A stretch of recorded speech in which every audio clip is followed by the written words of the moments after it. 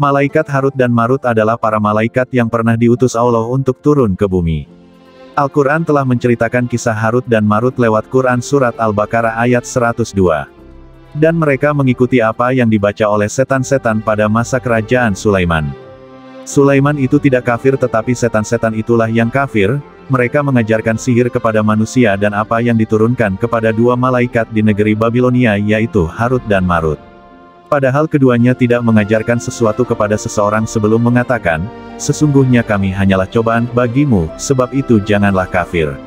Maka mereka mempelajari dari keduanya, malaikat itu, apa yang dapat memisahkan antara seorang suami dengan istrinya. Mereka tidak akan dapat mencelakakan seseorang dengan sihirnya kecuali dengan izin Allah. Mereka mempelajari sesuatu yang mencelakakan, dan tidak memberi manfaat kepada mereka. Dan sungguh, mereka sudah tahu, barang siapa membeli, menggunakan sihir itu, niscaya tidak akan mendapat keuntungan di akhirat. Dan sungguh, sangatlah buruk perbuatan mereka yang menjual dirinya dengan sihir, sekiranya mereka tahu.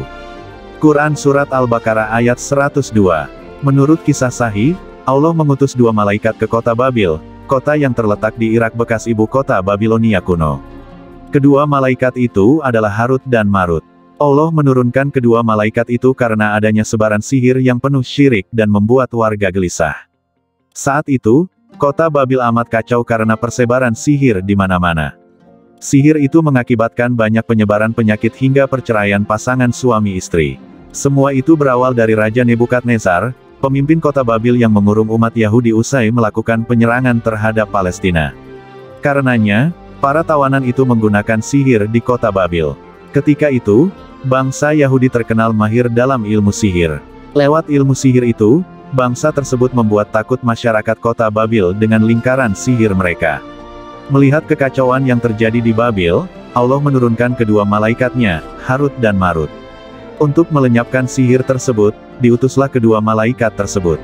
Mereka bertugas untuk mengajarkan warga Babil tentang sihir.